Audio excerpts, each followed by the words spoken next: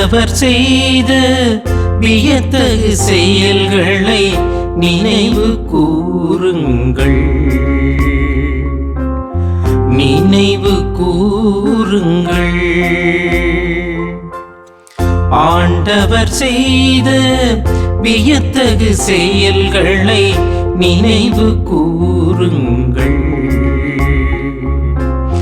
நினைவு கூறுங்கள். நாட்டில் அவர் பஞ்சம் வரும்படி செய்தார், உணவென்னும் ஊன்றுகோலை முறித்து விட்டார். அவர்களுக்கு முன் ஒருவரை அனுப்பி வைத்தார். யோசேப்பு என்பவர் அடிமையாக விற்கப்பட்டார். அவர்தம் கால்களுக்கு விலங்கிட்டு அவரை துன்புறுத்தினர். அவர்தம் கழுத்தில் இரும்பு பட்டையை மாட்டினர். காலம் வந்தது, அவர் உரைத்தது நிறைவேறிற்று. ஆண்டவரின் வார்த்தை, அவர் உண்மையானவர் என மெய்ப்பித்தது.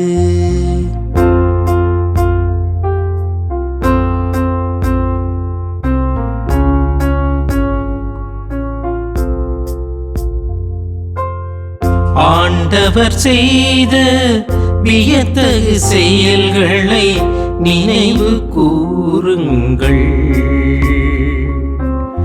நினைவு கூறுங்கள். ஆண்டவர் செய்த வியத்தகு செயல்களை நினைவு கூறுங்கள், நினைவு கூறுங்கள்.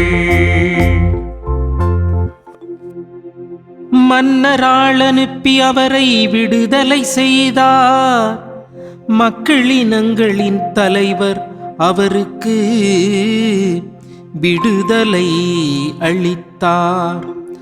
அவர் அவரை தம் அரண்மனைக்கு தலைவராக்கினார். தம் உடைமைகளுக்கெல்லாம் பொறுப்பாளராக ஏற்படுத்தினார்.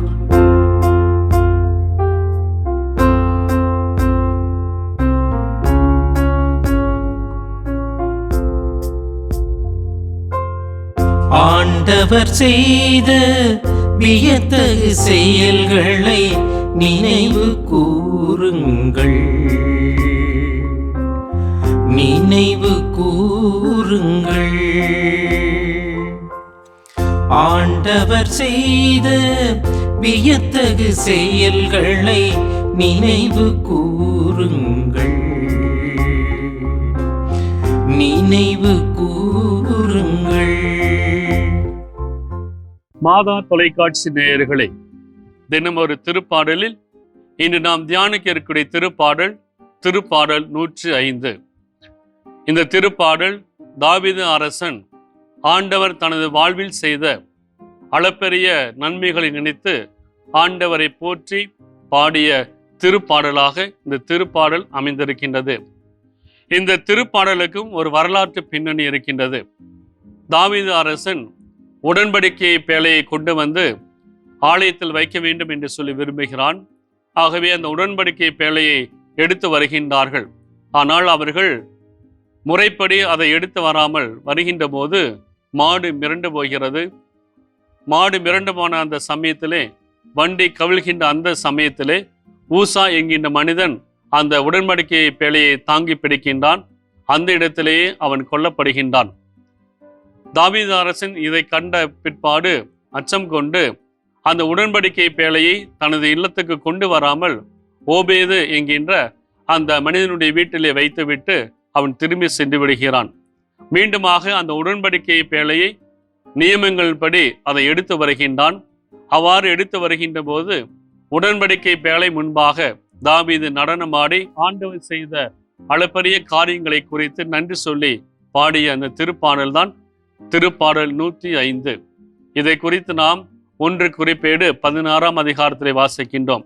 இந்த திருப்பாடல் முழுவதையும் மீண்டுமாக நாம் அங்கு காணலாம். இந்த திருப்பாடல் இஸ்ரேல் மக்கள் வாழ்க்கையிலே கடவுள் என்னென்ன காரியங்களை எல்லாம் செய்தார், எந்தெந்த விதங்களில் எல்லாம் அவர்களை வழிநடத்தினார், அவருடைய மூதாதையர்களை எப்படியெல்லாம் ஆசீர்வதித்தார் என்று சொல்லி கடவுளை நினைத்து பார்த்து கடவுளுக்கு நன்றி சொல்லி போற்றி புகழ்ந்த திருப்பாடலாக அமைந்திருக்கின்றது.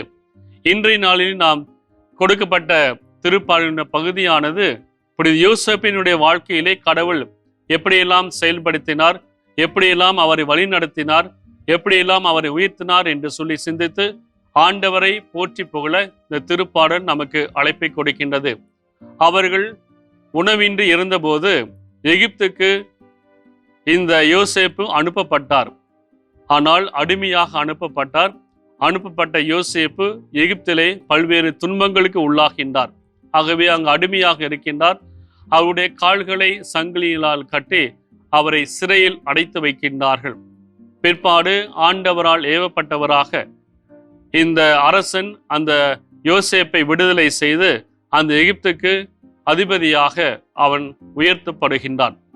ஆகவே கடவுள் தனது வாழ்வில் செய்த நன்மையான காரியங்களை குறித்து மட்டும் தாவீது அரசன் நன்றி சொல்லவில்லை, இறைவனை போற்றி புகழவில்லை. மாறாக இறைவன் தனது வாழ்வில் அனுப்பிய அல்லது தான் சந்தித்த துன்பங்களையும் போராட்டங்களையும் நினைத்து அந்த போராட்டங்களுடைய துன்பங்களினுடைய கடவுளுடைய வல்லமையை, கடவுளுடைய உடனிருப்பை உணர்ந்து அந்த துன்பங்கள் மத்தியில் கடவுளுடைய பிரசன்னத்தை உணர்ந்தவராக அந்த துன்பத்திற்கும் இறைவனுக்கு நன்றி சொல்கின்ற திருப்பாடலாக இந்த திருப்பாடல் அமைந்திருக்கின்றது.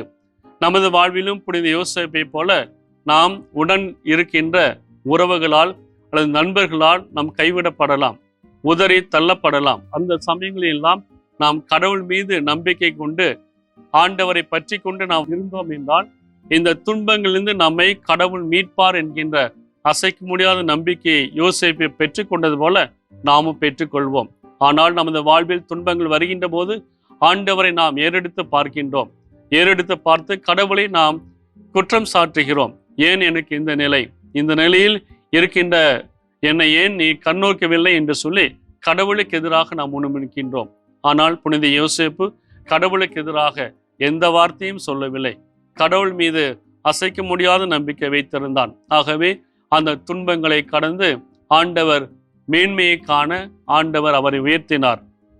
நமது வாழ்விலும் நாம் சந்திக்கின்ற துன்பங்களின் மத்தியில் ஆண்டவர் நம்மோடு இருக்கிறார்.